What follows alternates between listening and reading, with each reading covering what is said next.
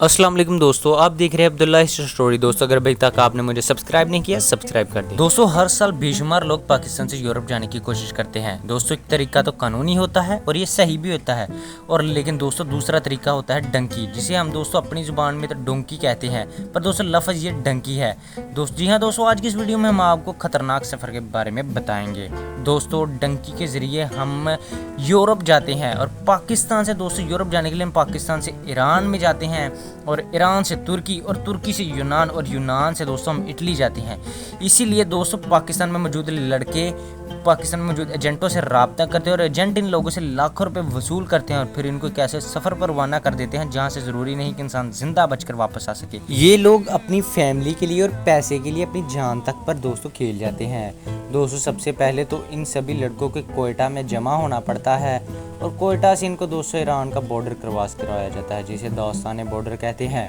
दोस्तों कोयटा से ईरान तक का सफ़र आसान नहीं, लोगों को एक डाले में बिठाया जाता है जिसमें दोस्तों लोग भरे होते हैं, और ये डाला दुश्वार रास्तों के ऊपर इतनी तेज़ी से दोस्तों चलता है कि कई दफ़ा तो इसमें बैठे हुए लोग दोस्तों नीचे गिरकर ज़ख्मी भी हो जाते हैं। इसके बाद दोस्तों इस डाले से इनको उतार लिया जाता है, और यहाँ पर दोस्तों इन लड़कियों को रात वहीं पर गुजारनी होती है। दोस्तों चाहे सर्दी हो, गर्मी हो, बारिश हो, दोस्तों अगली सुबह इन लड़कों को बेचारों को सुबह फिर एक नए इम्तहान से दोस्तों गुजरना होता है, और इनको एक ख़तरनाक और ऊंचे पहाड़ के ऊपर दोस्तों चढ़ाई करवाई जाती है।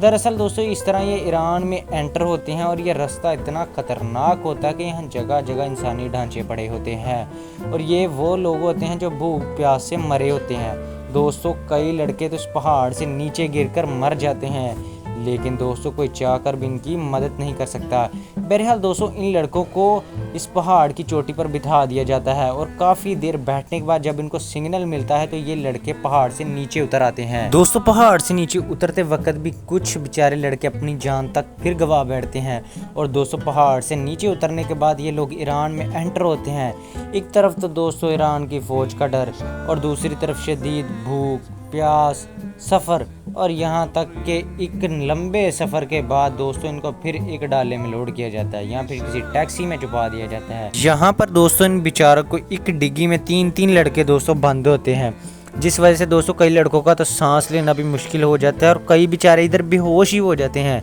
बहरहाल दोस्तों इसके बाद ये लोग ईरान के एक जगह पर पहुंचते हैं, और यहाँ इनको दोस्तों रात भर फिर से 4 से 5 घंटे पैदल सफ़र करना होता है, और दोस्तों इसके बाद इनको मुख्तलिफ़ तरह की गाड़ियाँ तब्दील कर करके दोस्तों इनको ईरान के शहर तेहरान में पहुँचाया जाता है, और वहाँ से इनको तुर्की का बॉर्डर क्रॉस करवाया जाता है। ये काम दोस्तों इंतहाई मुश्किल होता है, क्योंकि ईरान के बॉर्डर पर भी फ़ौजी पहरा दे रहे होते हैं, इसलिए बॉर्डर को भाग कर क्रॉस करना होता है, और जो पीछे रह जाता है उसको पकड़ लिया जाता है। खैर यहाँ से दोस्तों इन लोगों को एक वैन में बिठाया जाता है, और तुर्की के एक शहर में ले जाया जाता है। दोस्तों ये सफ़र तकरीबन 12 घंटे का होता है, और इसके बाद इनको तस्वीरें ली जाती है, और इनके एजेंटों को भेज दी जाती हैं कि ये लोग यहाँ पर पहुँच चुके हैं। खैर दोस्तों इसके बाद यहाँ पर इनको ऊंचे ऊंचे पहाड़ों को क्रॉस करके समंदर के किनारे किनारे से होकर जहाँ इन लोगों को बिठाया जाता है वहाँ ये छुप कर बैठ जाते हैं, और यहाँ से इनको एक और गाड़ी में बिठाया जाता है, और उनको गांव में एक में उतार दिया जाता है। इस गांव में इन लोगों को दोस्तों फिर से तकरीबन 5 से 6 घंटे पैदल चलना पड़ता है दोस्तों, क्योंकि ये लोग गैर कानूनी तरीके से तुर्की में जा रहे होते हैं, इसलिए इनको हर वक्त ये खतरा होता है कि कहीं तुर्की पुलिस इनको पकड़ ना ले। अब यहाँ से दोस्तों इनको बेचारों को यूनान से यानी ग्रीस और इटली में दाखिल होना होता है, और ये सफ़र समंदर के ज़रिए भी किया जा सकता है और ज़मीनी रास्ते से भी किया जा सकता है। लेकिन दोस्तों ज़मीनी रास्ते पर काफ़ी मुश्किलात होती हैं, क्योंकि यहाँ तुर्की फोर्सेस काफ़ी ज़्यादा एक्टिव होती हैं। लेकिन दूसरी तरफ दोस्तों समुद्री रास्ता भी बेहद खतरनाक होता है, क्योंकि दोस्तों कई ऐसे वाक़यात सामने आए हैं जिसमें आपने वीडियो में भी देखा होगा, कई वीडियो में कि समंदर के सफ़र में कश्तियाँ डूब जाती हैं, और इनको दोस्तों छोटी छोटी कश्तियों में सफ़र करवाया जाता है। समंदर की दोस्तों मौजें और तूफ़ानी लहरें कई दफ़ा जानलेवा भी साबित हो सकती हैं। इसके अलावा इनको हर वक्त ये भी ख़तरा होता है कि दोस्तों कहीं यूनानी फोर्सेस कहीं इनको अरेस्ट ना कर लें समंदर के रास्ते से। दोस्तों ये यूनान और इटली में दाखिल होते हैं, और यूँ दोस्तों इनका एक इंतहाई ख़तरनाक सफ़र ख़त्म होता है। दोस्तों कोई नहीं चाहता कि वो अपना मुल्क छोड़कर गैर कानूनी तरीके तरीके से सफ़र करें।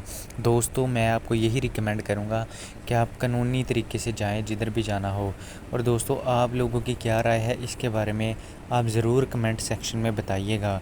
इसके अलावा दोस्तों अगर आप हमें इंस्टाग्राम पर और फेसबुक पर फॉलो करना चाहते हैं, नीचे डिस्क्रिप्शन में लिंक है, आप हमें वहां जाकर फॉलो कर सकते हैं। और जब तक अगली वीडियो नहीं आती मुझे देनी है इजाज़त। अल्लाह हाफिज़।